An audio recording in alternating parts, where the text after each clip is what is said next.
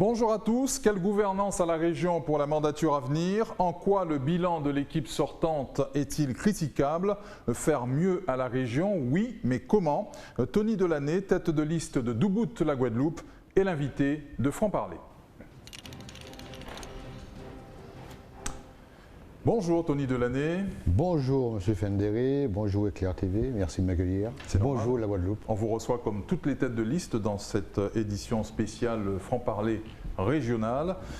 Candidat donc à ce scrutin régional avec vos colistiers au service de quelle ambition? De servir la Guadeloupe. Au service, pour servir, on est là on est 43 colistiers. Donc sur ma liste, on a 43 candidats. Mais avant, je voudrais faire une parenthèse, si vous me permettez. Je voudrais que, parce que je sais que vous allez m'en parler, donc je vais vous donner tout de suite la réponse. Avant de me poser la question, comme ça, au moins, comme ça, on va pouvoir avancer bien comme il faut. Vous allez me demander Debout la France, hépatite C. Non. Debout de la Guadeloupe. C'était même pas prévu. Ah, vous êtes le seul alors, tant mieux. Mais je vais vous le dire quand même. On se singularise. Très bien, tant mieux. Mais quand même. Je vais vous le dire quand même, parce que comme ça, au moins, ça sera clair pour tout le monde, une fois pour toutes. Debout de la Guadeloupe. D'ailleurs, quand on était petit, on disait Doubout, c'est femme Doubout, hein? C'est pas les femmes françaises, c'est quand même de chez nous. Doubout des habitants, c'est pas Doubout la France. Donc, parce qu'on veut toujours me faire un parallèle avec ça. Et à un moment donné, ça commence à me chatouiller un petit peu les nerfs, parce que j'ai du sang qui coule dans mes veines. Hein? Donc, c'est normal. Donc, à partir de ce moment-là. Donc, vous n'êtes pas Debout la France? Je suis Doubout la Guadeloupe. Voilà. Tout simplement. C'est pas parce que j'ai une personne sur ma liste qui est au bureau national, parce qu'il faut le reconnaître, de Debout la France pour une mission précise pour les présidentielles de 2022, que la liste est Debout la France. La liste est Doubout la Guadeloupe. Force à pays là, pour le préciser. Voilà.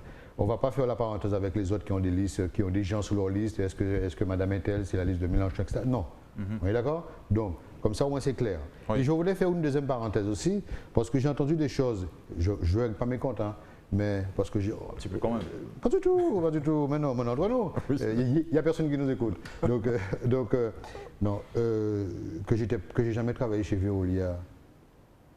C'est quand même grave de dire des choses comme ça. Alors je leur demande d'appeler Veolia à Nanterre et ils vont pouvoir se renseigner. Mais je sais qu'ils véhiculent ça. Vous savez, la jalousie, les gens, c'est quand ils ont un manque d'amour. Donc cette manque d'amour-là, moi je leur donne, il n'y a pas de problème. Mais s'ils veulent des renseignements, je peux leur donner. Voilà. Donc Doubout de la Guadeloupe, on revient à nos.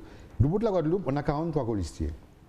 Ces 43 candidats, ce sont des gens qui ont signé pour être candidats sur la liste. Donc je suis effectivement la tête de liste, mais ce sont aussi 43 candidats. Et ces candidats, ce sont des chefs d'entreprise. C'est des jeunes chefs d'entreprise qui ont pris des coups de la vie de tous les jours, qui ont voulu monter des entreprises en demandant des aides, des prêts, en demandant même des aides de la région et on les a refermés, on a refermé la porte sur eux. Des moins jeunes pour pouvoir les encadrer avec de l'expérience. Donc c'est une liste, on s'est dit, on ne s'est pas réveillé un matin en se rasant, en se disant tiens, on va aller faire un tour, il y a les élections bientôt. Non, une liste réfléchie, une liste posée, nous avons budgétisé, nous avons rencontré les acteurs économiques du pays et on s'est assis, on a dit mais qu'est-ce qu'on veut pour la Guadeloupe? Qu'est-ce qu'on souhaite pour la Guadeloupe? Qu'est-ce qu'on veut laisser pour nos enfants demain? Alors, et nous avons créé un projet, pas un programme, nous avons fait un projet, nous avons mis en place une vision pour, pas 5 ans, mais pour jusqu'à 2031, pour pouvoir dire que nous pouvons faire quelque chose sur le long terme et pas dire que nous allons tout simplement aller comme ça dans une bataille, parce que c'est quand même une bataille difficile. On est des guerriers en fait, parce qu'on n'a jamais fait de la politique. Les 43 sur la liste, sauf peut-être une, mais les 43 sur la liste n'ont jamais fait de politique. Donc nous sommes là, nous sommes en train de se battre pour pouvoir faire les choses et pour montrer qu'on peut faire autrement. Oui. Parce qu'aujourd'hui, et je vais anticiper votre deuxième question, qu'est-ce qui a changé et qu'est-ce qu'il y a à faire ou pas faire? Donc je suis désolé. mais quand on est neuf, entre guillemets, en politique, c'est compliqué de convaincre? Oui Vous et qui êtes non. en campagne depuis quelques jours. Oui et non, parce que ceux qui sont là ont été neufs. Ils ont réussi à convaincre à un moment donné. Donc, ça a mis du temps. Ça a peut-être mis du temps pour certains. Ouais. Comme vous dites, pour d'autres, ça a été plus rapide. Mais les gens aujourd'hui, et puis c'est plus la même époque, on est d'accord. Mais aujourd'hui, qu'est-ce qu'on souhaite? Il faut parler aux gens un franc-parler justement. Il faut dire aux gens la vérité. Et aujourd'hui, avec les réseaux sociaux, avec tout ce qui se passe, les jeunes, les moins jeunes sont au courant de tout. De tout, de tout. Même avant vous-même, on est au courant de toutes choses. Donc aujourd'hui, neuf ou pas neuf, c'est pas. On est tous pour moi sur un pied d'égalité entre guillemets, parce qu'il y a plus de moyens à gauche qu'à droite, etc. Nous, on est pour moi, on est en campagne électorale le 20 et 27, nous sommes tous égaux à ce moment-là. C'est pas l'équité, on est égaux. Ouais. Oui, c'est ce qui fait la singularité de cette campagne, elle est particulière. Absolument, absolument, parce que déjà d'une, elle est particulière par rapport à M. Covid ou Mme Covid, qui nous empêche de faire ce qu'on souhaite faire. Et on verra post-Covid, parce que post-Covid, ça va être pire qu'aujourd'hui. Hein. On n'y pense pas encore. Mais une fois que ce sera terminé, ce virus va nous laisser beaucoup de séquelles. Il nous a déjà laissé des séquelles. Hein. Nous sommes en train, on a perdu des gens, mais il y a aussi des gens qui s'en sont même suicidés par rapport à tout ça. Il y a des chefs d'entreprise qui ont posé le bilan, mais il y en a d'autres qui se sont suicidés. Parce que les choses ne fonctionnent pas correctement. L'État met des choses en place, mais ils n'ont pas les moyens. La région dit on va vous donner, on va vous donner. On vous demande une valise de papier. Aujourd'hui, les TPE, par exemple avec le RSI. Le RSI, qu'est-ce qui s'est passé? Si les entreprises arrivent en 2027, 35% des patrons des TPE seront retraités. Avec quoi comme indemnité? 150 euros. Sachant que c'est 900 euros le seuil de pauvreté. C'est inadmissible. Et ils n'ont pas eu droit comment ça s'appelle, aux indemnités. Pourquoi? Parce qu'ils n'étaient pas, éligibles. Et pourquoi? Parce qu'avec le RSI, ils ont eu des soucis. Ils n'étaient pas à jour de leur charge sociale. Très bien. Donc, ils n'ont pas pu avoir des indemnités. Donc on entend, on dit on arrête ça, les faucons, on arrête. On fait maintenant. On se lève, on se met debout, on dit stop au système. Comme tout adversaire en politique, il faut tailler un costume au sortant? Pas du tout. Pourquoi? C'est une question. Il porte bien le costume qu'il a. Je vois qu'il est très élégant, monsieur le Président. Je suis désolé. Non, non, non. Pas du tout. Je suis désolé. Je ne suis pas là ni pour critiquer la posture du Président, ni pour critiquer sa façon de manager, de gérer. Je suis là pour faire un constat. Son bilan, ce n'est pas le mien, c'est son bilan. C'est lui il va venir à ma place bientôt, il va défendre son bilan. Il est déjà passé. Il est déjà passé. Donc, oui. donc il a sûrement défendu son bilan correctement. Oui. Et j'espère pour lui qu'il l'a bien fait. Mais nous, on a fait un constat. Il y a des choses qu'on aurait fait différemment, qu'on aurait mieux fait, et que des choses qui n'ont pas été faites, qui n'ont pas encore été jusqu'au bout. C'est-à-dire? Il y a beaucoup de choses. C'est simple. La formation. On n'entend pas parler de la formation des jeunes. Parce que nous avons un gros problème en Guadeloupe. 60% de nos jeunes sont, puisque ça fait partie de nos 4 axes que nous avons mis en place sur notre projet. 60% de nos jeunes sont au chômage aujourd'hui. On fait quoi pour eux? Ne me parlez pas de Guadeloupe Formation, on sait ce que c'est. C'est un radeau, il est là, il va au vent, à gauche, à droite. Voilà. La formation aujourd'hui, c'est très important pour pouvoir remettre les gens dans le circuit. L'insertion, la réinsertion, c'est pareil. Donc, qu'est-ce qui a été fait pour ça? Rien. J'ai travaillé à la région, je sais ce que c'est. Vous savez, j'étais au service formation, quand je disais on met en place des formations pour les agents, on me disait oui, mais c'est pas bien parce qu'ils vont monter en compétences. Mais s'ils montent en compétences, c'est très bien. Leur carrière ça va évoluer.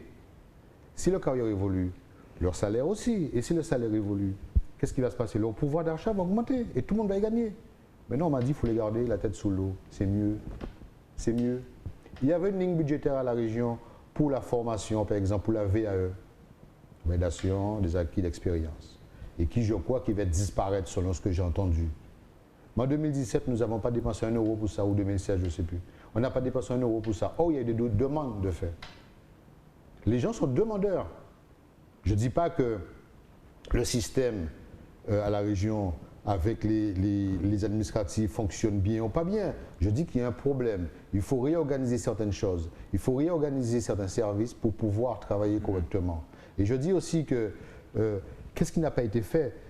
On n'a pas aussi donné suffisamment de chance à nos jeunes. On n'a pas donné suffisamment de chance à nos moins jeunes. Parce que quand on souhaite garder nos enfants ici, vous avez des enfants, moi j'ai des enfants, bon, les miens sont en métropole, mais j'aurais préféré que les enfants restent en Guadeloupe. Vous pensez que nous sommes dans un pays qui fait chaud, qui fait beau, on a le soleil toute l'année. Les enfants veulent partir au Canada, rester à moins 20 degrés. Non. C'est parce que quand ils sortent du système scolaire, qu'est-ce qui se passe? Avec leur diplôme, Bac plus 3, plus 4. L'employeur, qu'est-ce qu'il leur demande? Vous avez de l'expérience? Moi, le point ici, pour mon travail. Donc vous avez votre propre lecture du bilan de l'équipe sortante. Constat. J'ai pas de bilan, moi. J'ai un constat. Et le constat que nous regardons, c'est un constat, je dirais, de gesticulation, en fait. Ah oui? Oui, vous le savez mieux que moi. C'est un constat de gesticulation, c'est un constat. Vous savez, moi j'ai travaillé, et je remercie d'ailleurs le président Chalus, qui m'a donné en 2016, moi je ne regrette pas, j'ai travaillé à ses côtés.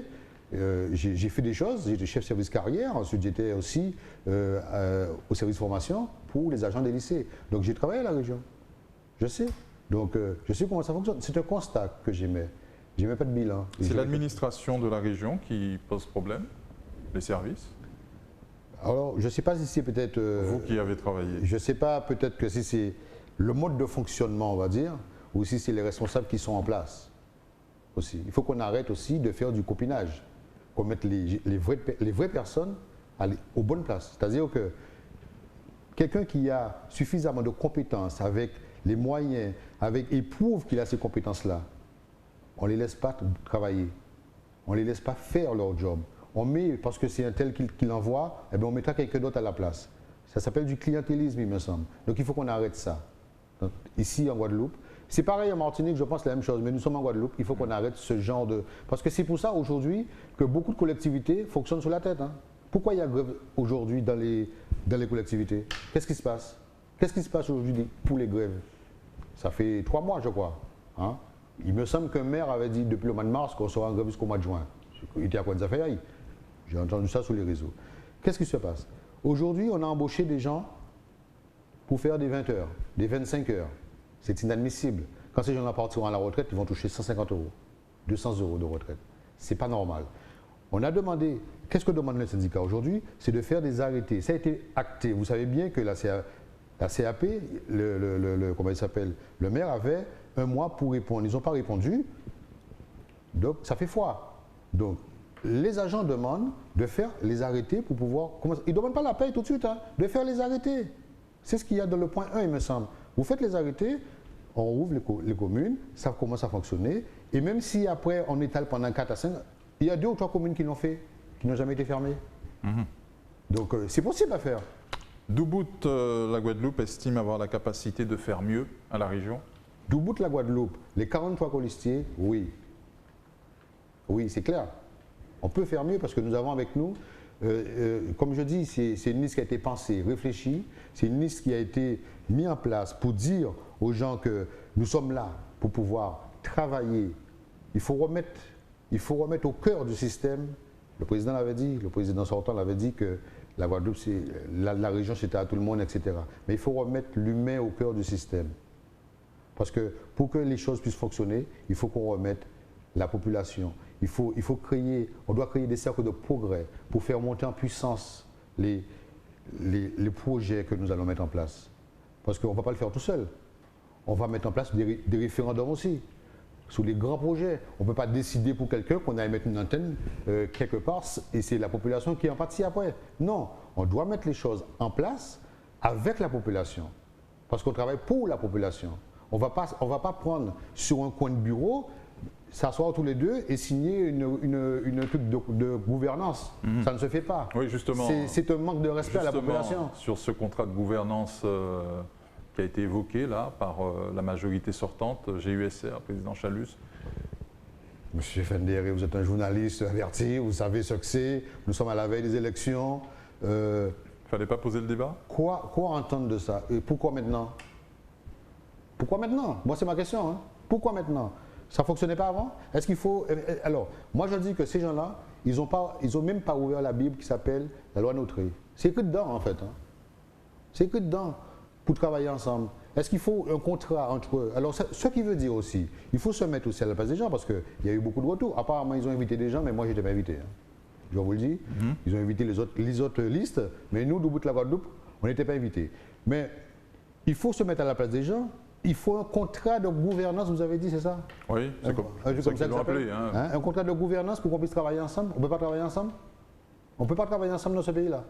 Il faut qu'on signe quelque chose. Et vous pensez qu'en signant un contrat de gouvernance, qu'on va pouvoir travailler mieux ensemble? Soyons sérieux 2 minutes. C'est que, moi je dis que ces gens-là, c'est bien ce qu'ils font. Moi je ne peux pas critiquer puisque je n'ai pas lu le contenu.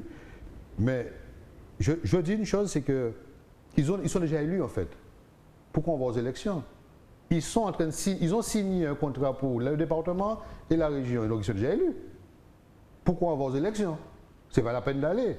Non, je dis à la population, je dis à tous les gens, justement, de Doubout la Guadeloupe et qui sont d'accord pour être Doubout, il faut aller voter en masse pour sanctionner ce genre de démarche. C'est inadmissible, c'est pas normal. On nous prend pour des enfants, on nous prend pour quoi? On nous signe ça comme ça, on aurait pu le faire entre 2 personnes, on prend de la machine à café, hein. Il n'y a pas de problème pour ça.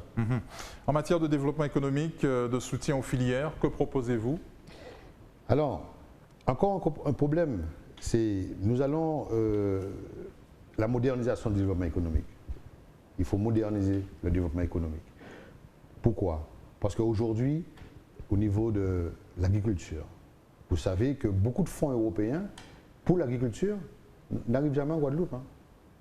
On dit qu'on a donné ça aux agriculteurs en Guadeloupe. 99%, c'est pas possible, c'est pas vrai. Les gros patrons sont en métropole, vous le savez, et ça reste là-bas. Donc, il faut réorganiser. Il faut flécher aussi les fonds globaliser européens. là quand même, hein, que les fonds destinés... Pas tous, bah pas oui, tous, pas tous. 99%, Oui, faut mais faire bon, gaffe quand même. Hein. Non, mais c'était pour Bon. une réponse de votre part, mais comme vous, je ne sais pas. Non, mais... Non, mais il y a vous en beaucoup de prie. fonds européens pour l'agriculture qui sont donnés et qui restent en métropole parce que les patrons sont là-bas. Ça, on le sait tous. Le sucre, par exemple, on le sait. Bon. Nous, on doit revoir la filière de l'agriculture. Un agriculteur, aujourd'hui, si on ne fait rien, dans 20 ans, 30 ans, qu'est-ce qui va se passer? L'agriculture va mourir. Parce qu'aujourd'hui, on ne fait pas l'agriculture au sol. On n'en fait pas. C'est vrai, ça va coûter un peu plus cher. Il est vrai. Mais on dit que les sols sont pollués. On dit que les sols sont... Il faut aujourd'hui faire l'agriculture au sol, faire l'agriculture différemment. Aujourd'hui, il faut aussi mettre une école. Bon, il y a le lycée agricole, mais il faut une vraie école d'agriculture. C'est pas une vraie école, le lycée agricole? Est-ce que vous avez déjà vu les produits du lycée agricole ailleurs qu'au lycée agricole? Je ne suis même pas sûr que la cafétéria du lycée agricole, qu'on mange les produits qu'ils cultivent. Bon, ça reste très hors sol, hein, Oui, pour reprendre votre expression. Mais ce que je veux dire aussi, il faut aussi mettre la filière pêche en place. La grosse transformation de la filière pêche. Il n'y en a pas. Il n'y en a pas. Mais au-delà des Créer une constats, école. Non, mais il faut créer une école. Une école Pour les pêches. Pourquoi faire? Pour les pêcheurs. Votre enfant demain vous dit papa, je vais être pêcheur, jamais de la vie. Il va vous le dire ça. Il va jamais vous dire que je vais être agriculteur.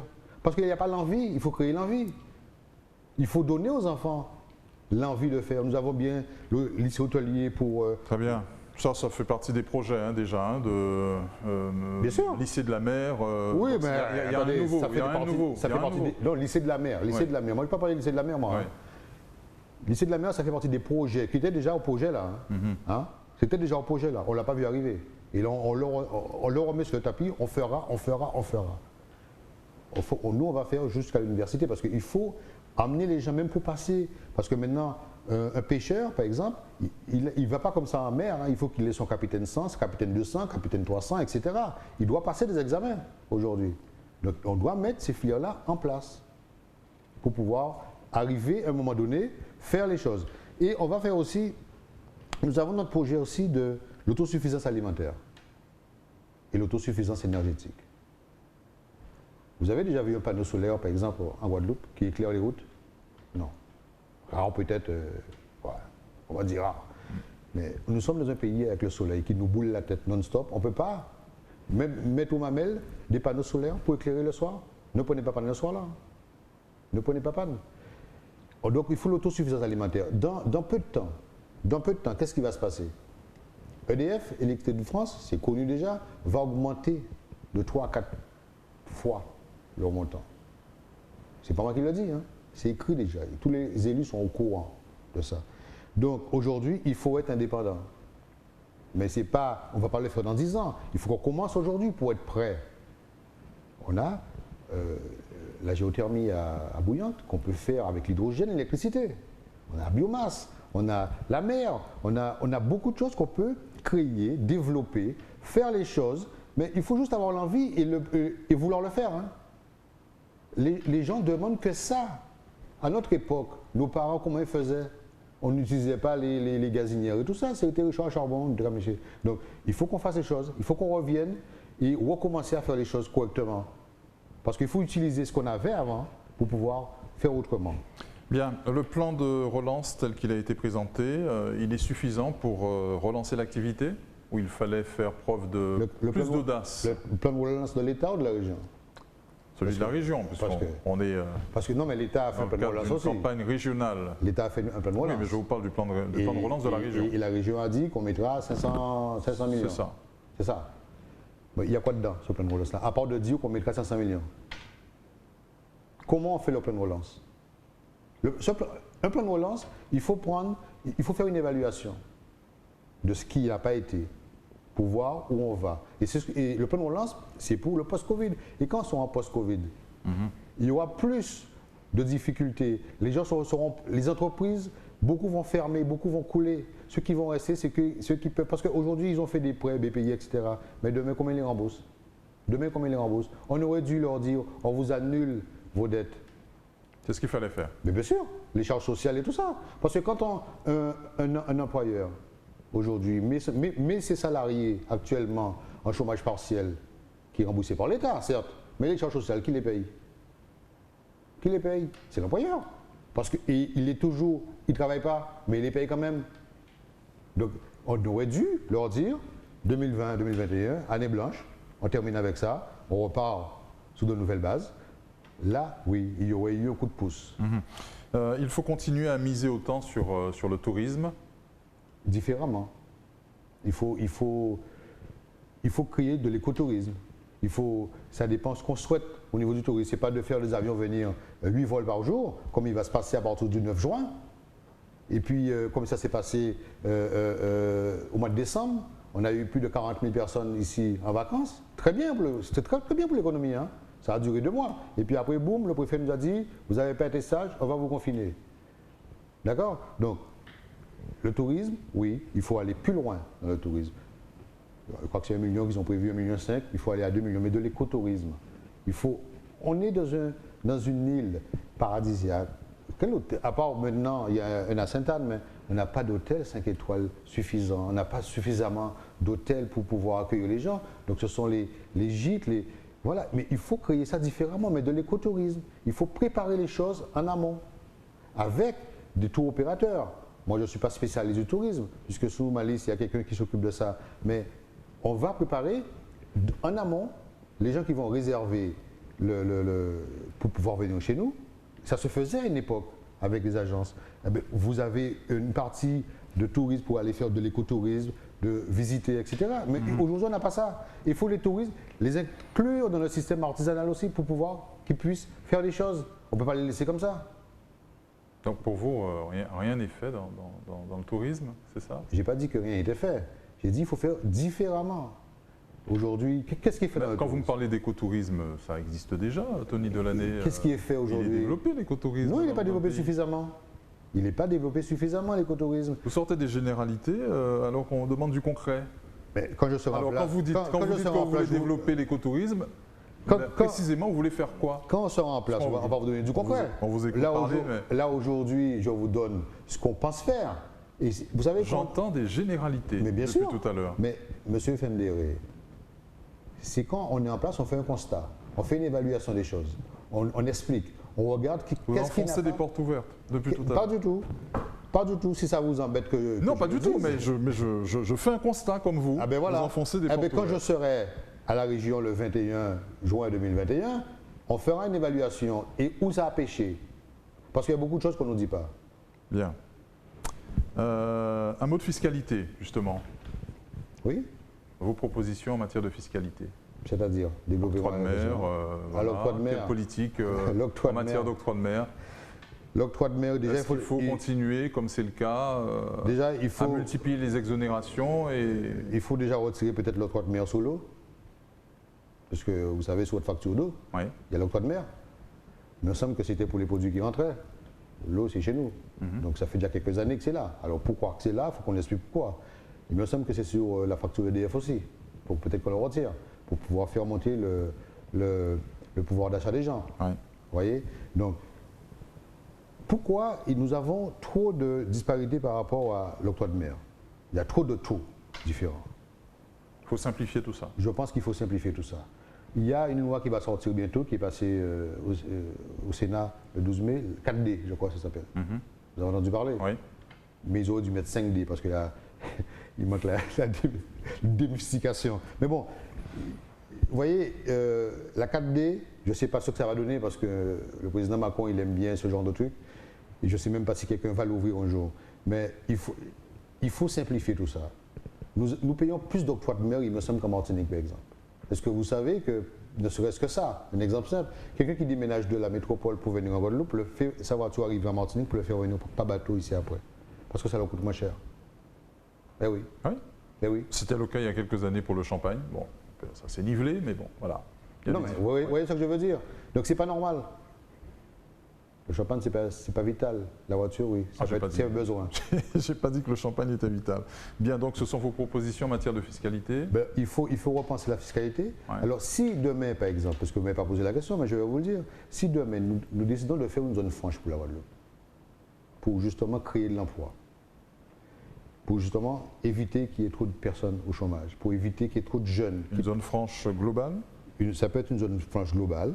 C'est ce que je souhaite. Vieux débat, ça avait été posé et ça a essuyé un refus. Et pourquoi ça a été refusé?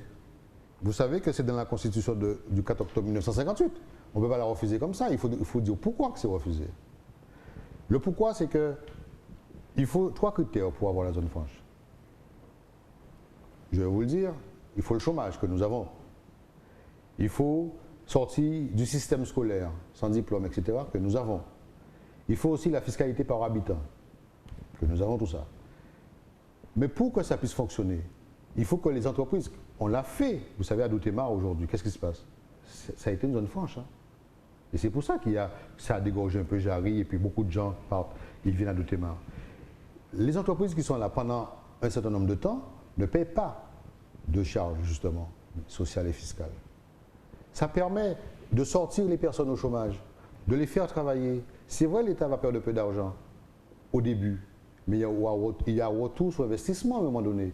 Parce que les gens qu'on ne paye plus au RSA ou bien qu'on ne paye plus, comment ça s'appelle, à CEDIC, etc., vont travailler. Donc ça va apporter de la valeur ajoutée, le pouvoir d'achat va augmenter et la vie sera meilleure pour tout le monde. Pourquoi? Parce que au niveau concernant cette zone franche, les entreprises vont pouvoir embaucher suffisamment de personnes sans charge fiscale et sociale. C'est ça qui les empêche d'embaucher aujourd'hui. Hein. D'autant plus que nous sommes des insulaires, nous sommes dans un système que comment dirais-je, tout est plus cher ici parce que il me semble qu'un ministre à l'époque avait parlé de la loi un panier ou bien un caddie à 100 €. Alors, je crois que c'est en 2012, ça je ne sais plus comment. Oui, ça me dit quelque chose. Comme ça vous dit quelque chose, vaguement. Ouais. On ne sait même pas où ça en est aujourd'hui, on ne sait pas où c'est passé. Le pouvoir d'achat des gens, ça s'est empiré depuis. Très bien. Sur l'eau, on est sur la bonne voie. C'est-à-dire? Il y a la création du SMO. Il y a aussi une enquête parlementaire actuellement là, oui, à la veille des élections. Oui. Hein? Ça ne gêne personne. Mais ce genre d'enquête, ça va rester dans les tiroirs comme il y en a eu, etc. etc.